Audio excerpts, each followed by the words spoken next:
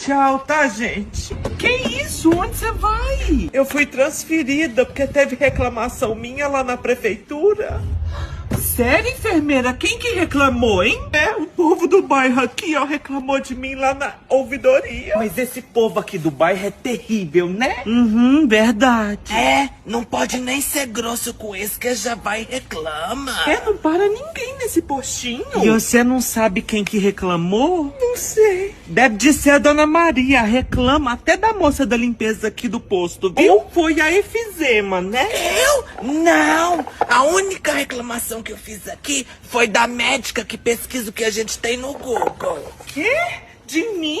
Não, doutora, foi a outra que já saiu. Vou lá, tchau, gente. Que Deus me proteja no outro posto. Ai, tomara que não venha uma enfermeira pior, viu? Mas se vir uma pior, menina, eu tiro ela também.